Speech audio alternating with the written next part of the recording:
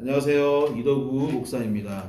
오늘은 기독교의 기본 진리 제6장 죄의 결과에 관해서 함께 나누고자 합니다.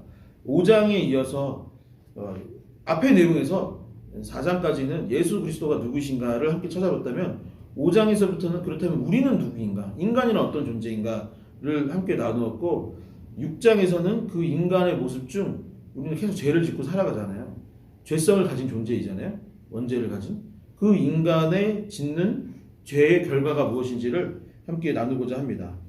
115페이지 한번 찾아볼게요. 115페이지 첫 번째 줄을 보면은 하나님으로부터 단절이라고 되어 있습니다. 그러니까 죄로 인해서 가장 큰 피해, 가장 큰 아픔이 무엇이냐?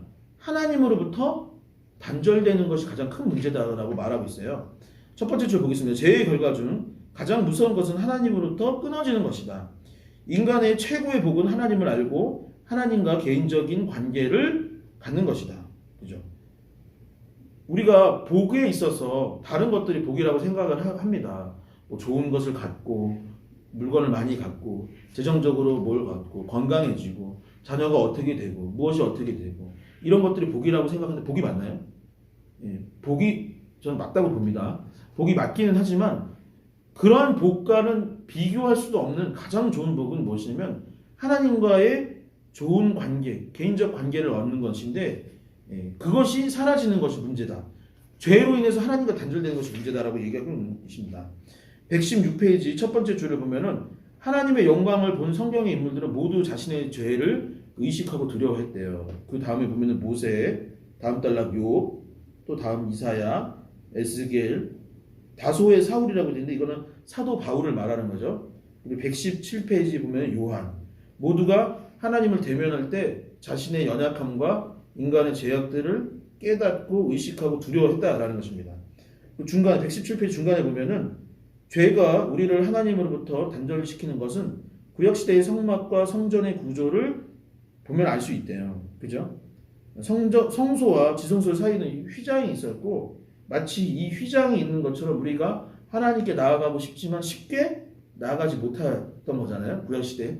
그것과 같이 그 구조처럼 우리의 인생이 죄로 인해서 막혀있고 하나님께 다가가고 싶어도 다가가기가 쉽지 않은 그런 상태에 놓여 있다라고 말하고 있는 것입니다.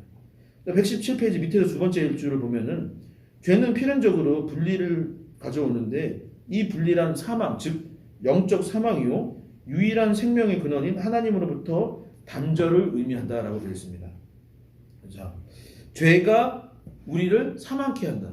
어떤 사망? 영적인 사망이라고 되어 있고 그 다음 페이지에 보면은 죄의 싹스는 사망이요. 로마서 6장 23절의 말씀이죠. 그러니까 죄의 대가가 영적인 죽음. 그러니까 우리가 살아있으려면 어떻게 되나요? 하나님과 함께하고 그분의 음성을 듣고 그분을 예배하고 그분과 친밀한 관계를 가져야 되는데 죄가 그것을 계속 가로막는다라는 거죠. 만나고 싶어도 죄가 그것을 막아서 영적으로 죽음에 맞이하게 된다라고 말하고 있는 것이죠.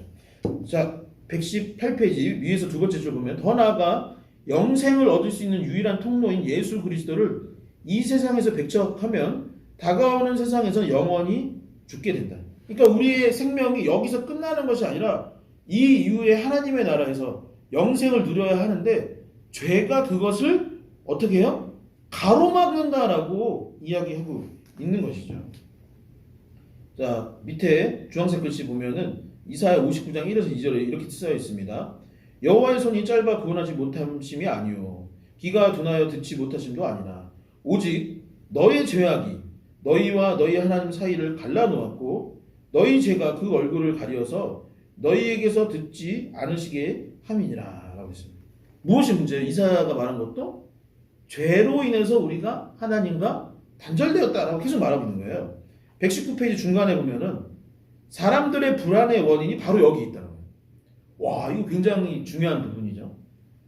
사람들이 인생을 살아가면서 불안해하고 초조해하고 힘들어하는 이유가 무엇이냐? 죄 때문이다라고 말하는 거예요. 하나님과의 단절로 인해서 불안한 거예요. 뭐 제가 이걸 읽으면서 어떤 생각이 들었냐면 제 아들이 밤에 아직 5살밖에 안 돼서 그래요. 주방 가서 물을 마시고 싶은 거예요.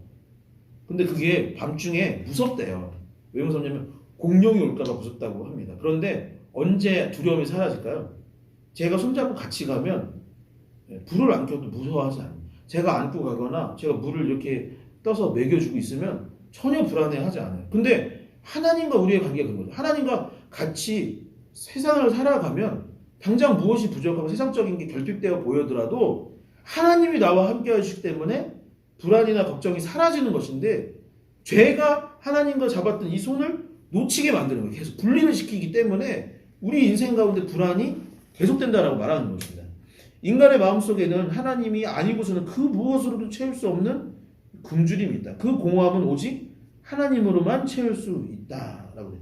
어거스틴의 참회록에 보면은 시작 부분에 이렇게 되어 있대요. 한번 굵게 칠해볼까요? 주께서는 우리를 주님을 위해 지으셨습니다. 그래서 우리 마음은 주님 안에서 쉼을 얻을 때까지 쉴 수 없습니다. 참된 기쁨은 주님과 함께 할 때인데 죄가 그것을 막는다. 120페이지 주황색 글씨 보면 두 번째 이야기인데 자기에게 속박된다라고 되어 있어요. 죄는 분리시킬 뿐만 아니라 노예가 되게 한다. 죄는 우리를 하나님으로부터 단절시킬 뿐만 아니라 포로가 되게 한다. 죄의 세상의 노예가 되는 것이죠. 하나, 둘, 두 번째 달라 또 다음 달라 보면은 밑에서 세 번째 줄 보면은 예수님은 인간 사회의 제약의 원인을 이런 추구의 결여로 돌리지 않고, 그러니까 뭐가 부족하고 연약해서 뭐 세상적인 문제라고 생각하지 않고 인간의 본성, 즉 무엇이 문제? 우리 마음의 문제다라고 이야기했대요. 121페이지 위에서 네 번째 줄 보면은 이것이 소위 말하는 원죄는 이것은 자기 중심으로 향하는 성향 또는 경향으로 우리가 계속 물려받는 것이며 우리 인간성 속에 깊이 뿌리박고 있다가 갖가지 추악한 방법으로 나타난다. 바울은 이것을 육체다라고 말을 했대요. 그러니까 같은 말이라고 보고 있는 거예요. 이 책에서는 원죄나 바울이 말하는 육체나 우리 안에 있는 이 죄악된 본성이 불쑥불쑥 나오고 우리의 마음을 상하게 해서 계속 망치고 또 결국은 어디에 속박되느냐? 이 나에게 속박되는 나한테 자기 중심적 내 생각에 내가 사로잡힌다라고 볼 수 있는 것이죠. 우리가 주황색 글씨 밑에 보면 우리가 속박되어 있는 것은 죄가 아닌 인간 본성의 내적 병이기 때문이다. 와, 우리가 속박되어 있는 것은 죄가 인간 본성의 내적 병이기 때문이다. 그러니까 우리가 감기 걸리듯이 죄라는 병에 걸려서 내가 나의 이 원죄와 나의 육체의 이 욕망이 나를 계속 힘들고 속박시킨다라는 거예요. 그러니까 내가 하나님께로 나가야 되는데 내 발목을 잡는 게 누구예요? 사실은 내 안에 있는 죄성이 나를 가로막는 거예요. 참된 자유를 얻기 위해서 날개를 펴려고 하는데 내 날개를 꺾는 게 누구예요? 나 스스로가 죄된 내가 꺾고 있다라고 표현하는 게 어떨까 생각이 됩니다. 122페이지 두 번째 줄을 보면은 예수님이 이렇게 대답하셨어요. 진실로 진실로 너희에게 이르노니 죄를 범하는 자마다 죄의 종이다 라고 했어요. 123페이지 중간에 보면은 우리에게는 행동 규칙이 있어도 소용이 없다. 지킬 수 없기 때문이다. 그러니까 규칙이 있어도 이렇게 하면 안 돼. 저렇게 하면 안 돼. 아까 십계명 얘기했잖아요. 십계명을 다 유대인들이 받았어도 그대로 되나요 안 되나요? 안 돼요. 우리가 지었던 죄 대부분 또 짓습니다. 우리의 약점이 있어요. 그걸 벗어나지 못하는 거죠. 그래서 행동 규칙을 만들어서 이렇게 해서 해보자라고 해도 안 될 거라고 말하는데 어때요? 안 되는 것 같습니다. 제가 봐도 안 되는 것 같습니다. 밑에서 두 번째 줄 인간에게 필요한 것은 영적인 힘인데 자신을 스스로부터 해방시킬 수 있는 힘, 자기를 극복하고 통제할 수 있는 힘, 인간의 과학적 업적에 걸맞는 도덕적 인격을 줄 수 있는 힘이다. 그러니까 내 스스로는 이 말이 좀 요거만 읽으면 이해가 안 되는데 이런 거예요. 제가 물속에 빠져 있습니다. 그래서 저를 구출하려면 어떻게 될까요? 내가 내 힘이 있어서 제가 제 모가지를 잡고서 이렇게 물속에서 끌어들이는 거예요. 내 머리를 잡고서 끌어요. 되나요?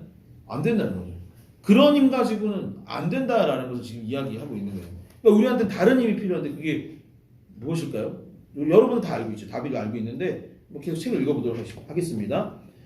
124페이지 죄의 결과가 또 무엇을 만드냐면 다른 사람들과의 갈등을 일으킨다라고 되어 있습니다. 거기 밑에 주황색 인용 구절 보면은 여기다 별표해 볼까요? 내 마음을 다하고 목숨을 다하고 뜻을 다하여 주 너의 하나님을 사랑하라 하셨으니 이것은 크고 첫째 되는 계명이요 둘째도 그와 같으니 내 이웃을 내 자신과 같이 사랑하셨으니 이 두 계명이 온 율법과 선지자의 강령이니라. 다 아는 말씀이죠. 자, 첫째 계명은 이웃에 대한 우리의 임무가 아니라 하나님에 대한 우리의 의무와 관련된 것임을 주목하라. 우리는 하나님을 먼저 사랑해야 한다. 그 다음 이웃을 자신처럼 사랑해야 한다. 따라서 하나님이 정하신 순서는 자, 하나님 먼저, 두 번째는 이웃, 마지막은 나. 그런데 어때요? 죄가 들어온 우리는 어떻게? 다시 설명해 볼게요. 하나님의 1번, 이웃이 두 번째, 나는 마지막. 이게 하나님께서 우리에게 원하신 사랑의 우선순위인 거예요. 하나님 사랑하고 이웃 사랑하고 그 다음이 나옵니다. 근데 여러분 죄악된 인간의 본성은 어떻습니까? 그걸 거꾸로 만든다는 거예요. 우리는 죄로 인해서 어떻게 돼요? 나를 첫 번째에 두고 거기 밑줄 쳐볼까요? 이웃을 두 번째로 두고 마지막으로 하나님을 두는 거예요. 그러니까 결과적으로 어떻게 될까요? 다른 사람들과의 갈등이 일어나는 것이요. 하나님과의 관계가 끊어지는 것입니다. 125페이지 밑에서 하나, 둘, 셋, 넷, 여섯 번째 줄 보면은 이 근본적인 자기 중심성은 모든 행위에 영향을 미친다. 모든 행위에. 그럼 사람들과의 관계, 뭐 부부와의 관계, 자식과의 관계에서 순번을 바꿔보는 거예요. 하나님이라면 어떻게 하셨을까? 예수님이라면 어떻게 하셨을까? 그리고 이 상대방이 두 번째니까 이 상대방의 마음은 왜 그럴까? 그래, 나보다 이 사람의 생명이 더 중요하니까 이 사람이 원하는 걸로 하자 라고 하면 다 해결될 문제인데 우리는 어떻게 해요? 내가 읽은 거예요. 나한테 손해내? 왜 내 마음 몰라줘? 계속 싸우는 겁니다.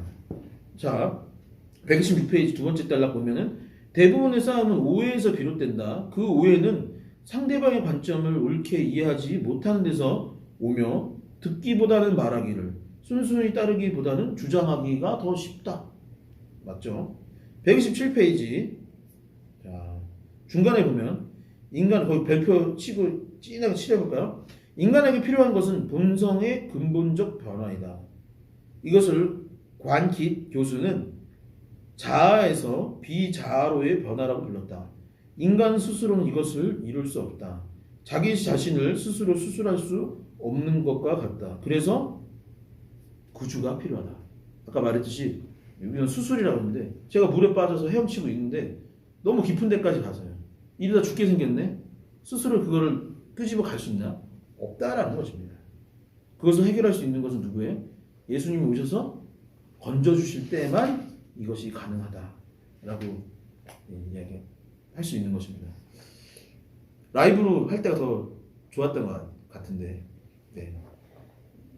다음에는 꼭 오셔서 들으실 수 있었으면 좋겠습니다. 이상 영상 마치도록 하겠습니다. 감사합니다.